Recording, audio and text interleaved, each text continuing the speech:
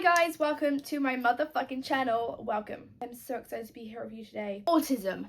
What is autism? Okay, let's talk about it. In case you did not know, I was diagnosed with autism when I was 15, and a lot of people have been asking me about the whole process about getting diagnosed. Because trust me guys, it's a long process. It took me 5 years. Through my symptoms, how my mum decided there was something wrong with me and took me to the centre to get assessed. My relationships with people because of my autism, how my autism affects me now at the great age of 18. We're going to go through everything, and I'm going to make you guys feel a little bit less alone when it comes to autism, okay? Symptoms when I was younger. There is a lot of them. Now looking back, I had a lot of symptoms that I just honestly think, why didn't my mum spot it sooner? One of my main symptoms when I was younger is I put a certain face drawer of photos and I would try and get a photo and put it on the screen. I'd always do this. I don't know why. I'd always do that face, always. There's so many photos in the photo albums, and I was literally going through them. I was like, Mum, how did you not know there was something wrong? Because that's not normal. And every single photo, it must have felt nice on my face or something when I was younger, because it doesn't feel nice now. That's one of my symptoms. One of my main other symptoms is that, especially in like primary school, I was very alone. I was lonely, but that was out of my own choice. I would not want to be friends with people. I wouldn't want to socialise with people during like playtime and everything. I'd just be stood by myself, and that would be my own choice. Like, I didn't like to socialise.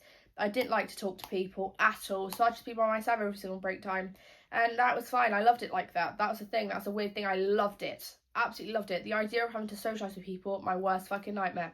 Hated the thought of it. So I was always by myself. I used to have a lot of meltdowns as well. Like, when I look back now, people would have seen me as a naughty kid, 100%. Like, some of the meltdowns I used to have when I was younger was insane.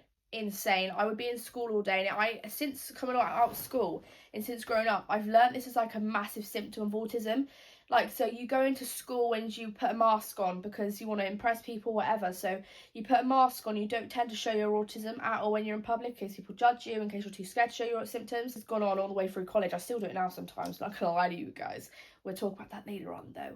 I would go into school, I would act normal. That's what I perceived as normal. I'd copy everyone else in the classroom, what everyone else was doing, so no one would realise that I had something wrong. I would mask, I would do everything that everyone else was doing, and then when I got home, because I was in a safe place and I felt like I was safe to do whatever I wanted and I could just be autistic, if you get what I mean, like, I could just be autistic, I would have meltdowns, I would slam doors, I would fucking swear, cry, I'd go mental. I looked like a brat. I looked like a bratty child, but no one actually realised that was the main symptom of my autism. I would always do it. Like, it got to the point where I'd do it every single day. I'd come home, I'd kick off, I'd be swearing at my mum and dad. Really naughty. I used to be a naughty child. Not in the sense of like naughty in school, naughty like that, but I was so rude when I was younger, and I think it was because I was struggling. No one knew. I didn't even know myself what was wrong with me. Like, I knew for a fact from a very, very young age that I wasn't normal. I wasn't normal. I could tell, like, it's not normal for a fucking 10-year-old to be wanting to stand by herself at the playground. So, another one of my main symptoms, this is one I've never spoke about before, it was really, really weird, and I don't know what happened this one night. Something weird happened. I was in my bed as normal. I was going to sleep. I think I must have been about 10. I was in year 6, so I must have been about 10. So I was asleep normally. I woke up in the middle of the night, and then I had like this panic. I don't know what, it wasn't like a panic attack, it wasn't like that, it was just a panic thought. I thought, I can't sleep in this room, I can't sleep in this room. So I went into my mum and dad's room and I was like, can I please sleep in here? And they of course were like, for fuck's sake, like, da da da. And then that carried on, oh my god, that carried on for a good 2 years. My dad had to sleep in my room and I had to sleep in their room with my mum. It was like, and I was 10 or 11 at this time, and I don't know what happened, but I just felt unsafe. Like, my room wasn't my safe room anymore. It was like my parents' room was my safe room. And I don't know why it happened. I don't know why. I really don't know why. And that literally lasted for about a year. I felt so sorry for my dad, because my dad was trying to squeeze himself into like a fucking small single bed. He was a 6-foot man, big, like this big 6-foot man, da da da. So yeah, he would always have to sleep in my room. And I'd always be in their room. And that literally, that drawn my parents away from each other, of course, and I feel guilty for that every day. But it was like my room was no longer my safe room. I didn't want to spend any time in my room at all. And then my parents' room was my safe room. And then after a year, my mum was like, I'm not being funny, Gracie. You can't go into secondary school still sleeping in your mum and dad's bed. Can't do that. And I was like, do you know what, mum? I know, okay? So I remember the process of actually getting me back in my room was fucking long as well. Very long. it first started off with my mum having to come in and kiss me and say goodnight and do like the, oh, good night, Gracie, love you, da da da, and she had to tuck me in at 10 or 11. That was the only thing that would get me to sleep in my own room. And then, oh my God, I don't want to say I have OCD. I don't want to say I had OCD. I'm not that type of person that'd be like, yeah, I've got OCD, I've got all this. But I believe I did have a sort of episode of it, maybe, because the next part, and this was absolutely ridiculous what I was doing here. Now looking back, I was thinking I was mentally ill when I was doing this. So it first started off with the classic OCD thing, checking the plugs over and over again. I'd turn the switches on, off, on, and I think it was about 50 times. But then my mind wouldn't count it properly, so I'd have to restart over and over again. And I'd check those plugs down there next to my bed. I'd check those plugs over there, and also in the spare room, I'd have to check those plugs as well. Then I'd have to check the door handles of the front door over and over and over again, 50. And again, if I messed up, I'd redo it. Then it moved on to my windows. Oh my fucking God. I literally would check each handle 50 times. It was terrible. So with all of it together, my nighttime routine before I actually fell asleep, it took me about an hour to do all my checks. And then it moved on to the next major thing. And I was like, oh my God, now looking back, I think, what was wrong with you, Gracie May? And basically what I would do is I would write a list. I'd write a list on a bit of paper with every little thing I'd do in the day. And when I mean every little thing, I mean like wake up at 9 a.m, go to school, have breakfast in the morning. It was little things that I know I would have done anyway, regardless if I wrote it down, but it just felt, it made my brain settle if I wrote it down. And then it literally was every single thing. This A4 bit of paper will be filled, like no white spaces on both sides of it. Like there was that many things that I'd write down, and then it moved on to my hand. I'd write it on my hand. My hand would be full with it, and to the point that my hand would print on my bed with the amount of ink. So I'd have my lists printed on my like blankets and everything. And I was like, what is wrong with me? Like it was not normal. And then one of the main things that made my mum get me checked, and I've never spoke about this before, I basically, another thing that I used to do with my autism, my dog Honey, that's passed away now, I used to always have her in my bed with me. And when I was going through the stage of not wanting to sleep downstairs, I was not sleeping in my room, I would make her come downstairs with me every day. And she was an old dog. And she would come downstairs with me every day. She would sleep downstairs with me. And then when she passed away, I felt so guilty because I wasn't like, she was coming downstairs with me, but because she was so old, I almost felt like I was hurting her. I don't think I was. But after she passed away, I went into a very, very bad, because Honey was like my comfort dog. She was always there for me. When I come home from school like upset, I'd cry and I'd hug her as I was crying. So she was like my comfort dog kind of thing. So when she obviously passed away, I went into a very, very bad mental place, like very bad. Imagine 10 or 11, I was writing notes to my mum saying it would be much more better if I would have went then Honey. And I was very, I was not like, I didn't like living, basically. So I was writing my mum notes, I was writing my dad notes, you get the gist. And my mum must have come in my room one day when I was in school, and she must have been cleaning, and she found them, and she must have read them, because then about 2 weeks later, she took me to the centre to get assessed for something. And I was like, what are you doing? Why are you taking me here? She basically was getting me assessed for autism or something on the lines. And I was like, what's brought this on? Because there's not been anything major. And then we went into the room, and this is kind of like, basically, when we go to the autism centre, what they get you to do, they give you a list, and you have to tick. It's whether, does your child socialise in school? Does your child have meltdowns? And you have to tick the list off and give it to a lady when you're in there. So I went into this room, and then she pulled out the letters, and I was like, oh fuck. I was like, oh my God, my mum's got the letters, she found them, what's she gonna say? And then we went through the whole process of the thing. She was just asking questions constantly. And then she's like, we'll just get back to you soon. She took 5 years to get back to us, but that's fine, whatever.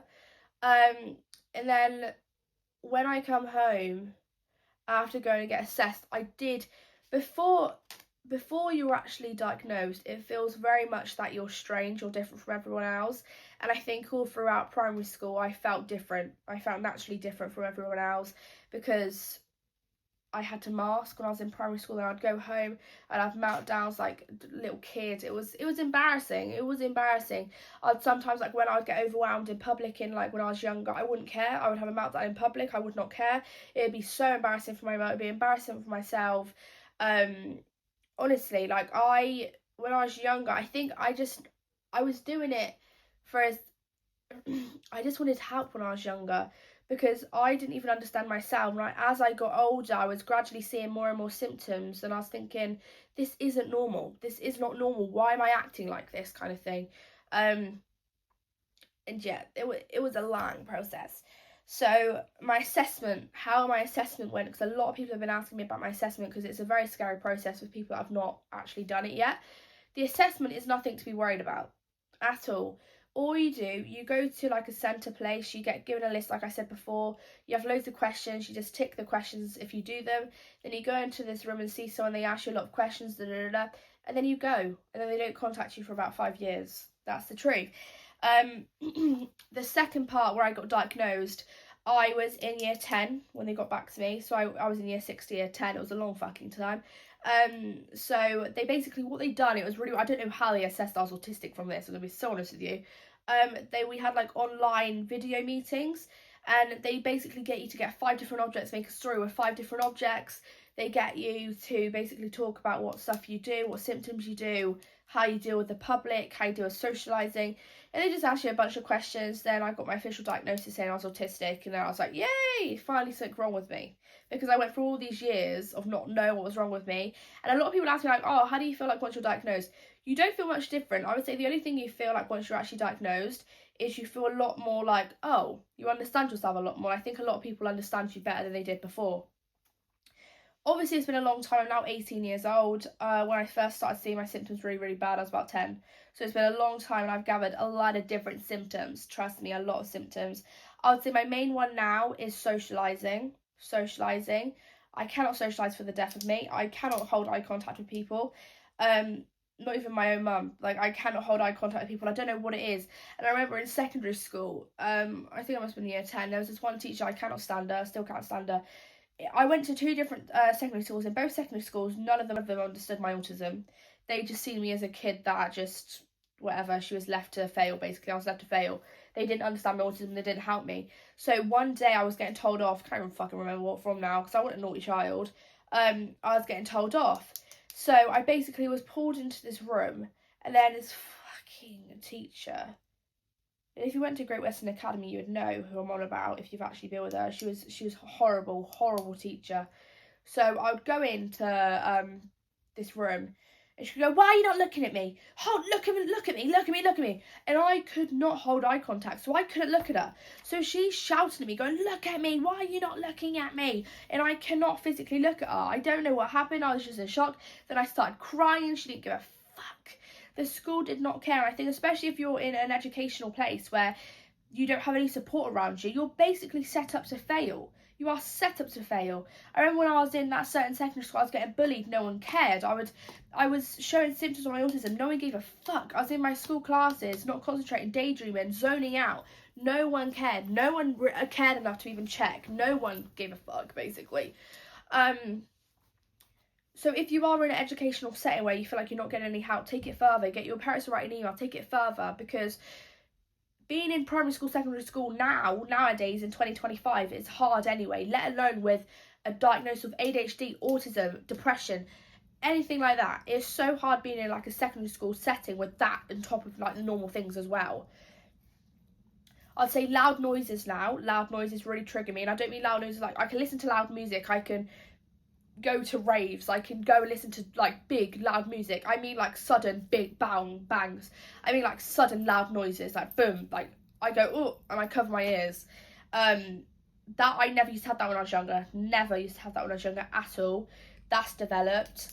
I would say I have comfort people, and comfort people for me has always been a sort of thing. I think that's again one of my highest autistic symptoms, if you get what I mean. I think when I was in secondary school, I'd have comfort friends. I'd have 2 friends. They know who they are. I don't even know if they watch this video, but they know who they are. I'd have only 2 comfort friends. 2 comfort friends. That's it. And I'd be friends with them. I'd message them. They would be like my comfort. I wouldn't talk to anyone else. And if I'd fall out with those girls, I wouldn't go into school. They were like my 2 besties, okay? And it's still the same now. Like, I've got some amazing friends now, like the best friends I've ever had. I've got Sophie and Layla from my college that I literally like, my divas. They're like my comfort friends in college. I will literally go with them for anything. I would laugh with them, smile with them. If they're not in, I won't go in. If they don't go somewhere, I won't go there. and it's the same regard, it's the same the back. But I like my friend Brooke, she's my comfort friend, she's my diva, complete diva. And then I've got a couple other friends that are like my comfort, like Bailey's my comfort friend as well. Like I've got Mir, even Mir's a friend and some sort. But they're the people that make me feel safe. And I think when you're autistic and you've got constant worry on your mind and your brain's built different, so you think differently about every single situation, I think it's very, very good to have some sort of comfort there all the time. So when I feel overwhelmed, I'll call one of the friends. When I feel overwhelmed, I'll go see one of the friends. I'll message one of the friends, and they're like my comfort people. And I think that's a massive thing if you're autistic or have ADHD. That is a big thing for you. That is a very, very good thing to have there. But then it also could be a very, very bad thing, because say if I fall out with someone, I haven't fallen out with any of them, but say if I fall out with one of them, or say if they're not in somewhere, I don't go in, I don't talk to anyone else. And that's not very good. It's not very good, because in a way it gives me comfort because I've got these people, I know they're always going to be there. However, on the other side, it's like I should be speaking to more people, but I just don't. But that's one thing that I've got to try and work on desperately, because guys, I don't speak to many people at all. Another thing with my autism, I struggle to build habits. And I think at the moment I'm in the process of wanting to get assessed for ADHD as well, because I have a lot of symptoms of ADHD as well as autism, a lot. Like I could either have my room really messy or really tidy, as each two. I can either have no routine or a strict routine. It's either, I've got both sides of the spectrum. So I just think, yeah, like I struggle a lot with tidying up. Some days, sometimes, like maybe once every 2 weeks, I could be tidying my room like nothing's out of place. Nothing could be out of place. Everything has to be tidy. Then the other weeks, I can have my clothes, my dirty clothes all over the floor. I can have my cans, dirty food just all over my floor, all over my room. And I think it's like each side. It's so frustrating, because I think I also have sometimes feel, and I don't know if this will offend people, I'm sorry if it does, but like I sometimes feel like I'm paralysed in the brain. I will have moments of hours on end each day where I lie there, I just stare at a wall and my brain's just numb. I don't think about anything, I just stare. If someone's trying to speak to me, I won't listen, I can't listen. If someone's trying to contact me on my phone, can't listen. For hours on end, I will lie there and just literally lie there with my brain numb. It's so weird, so weird. And then say if I'm with friends or I'm out in public, and I think I do this because I'm overwhelmed with life, I think. Like, say if I'm out in public and people have overwhelmed me or I feel overwhelmed, I would just stand there and stare at the ceiling. It's so weird. Because I probably go cross-eyed as well, because my eyes are a bit dodgy. But, yeah, like I get terrified to go to the dentist. I get terrified to go to the doctors. I get terrified to go into college most days, because I'm just so anxious with my autism. Like, things need to be in routine for me. Really need to be in routine. Say if my one friend's doing something for 1 week, for the next week they switch it up, I could be like, oh my god, it'll throw me completely off. Say if I still have meltdowns now, like I still have meltdowns now completely. Say for example, if my mum says, say at 11 p.m. tonight, she says, oh, tomorrow we'll go and do this, then we'll do this, and then say if I wake up in the morning and she goes, oh no, sorry, we can't do this today, and my brain's already set on the fact that she said we're going to do it, I melt down, I cry, I slam doors, I say, no, I have an argument with her, I slam doors, okay? And I think the main part of it is like, I know my parents don't understand me. No one can understand me because I don't understand myself. I don't understand why I act the way I do. I don't understand half the things I do because of my autism. So it's like, how can I expect other people to understand me? Because they won't. If I can't even understand myself, how the fuck can other people understand me? So I think I have spent my whole life feeling like misunderstood. My whole life. Because I feel like no one's ever understood me fully. No one ever. Ever. And I don't think anyone will, because as I said, I can't understand myself. So I really think like being and having autism, you've got to praise yourself, you've got to be proud of yourself, because it's not a very good thing to live with. Like, you literally have a chemical imbalance in your brain's not normal. Like, it is so hard being autistic or having some sort of ADHD or having some sort of mental disorder that is never going to go away. And especially if you're in an environment where no one really understands. I'm so happy that like autism and ADHD is getting more awareness now on like social media, on TikTok. I see a lot of things about it on TikTok. A lot of awareness everywhere. But no, I think that it's very, very good.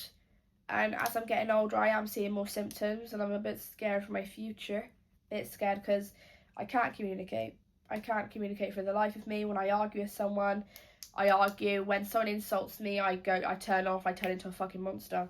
I turn into a monster. I think that's just a stir of anger. But yeah, living with autism is very difficult, and as I said, I think anyone watching this that has autism, going through the process of getting diagnosed, I really think you need to pat yourself on the back, because it's a hard process. It's very, very long, and I'm so happy that I can be here as some sort of guidance almost, and I really, really hope this has helped. Please comment down below if you have any extra questions.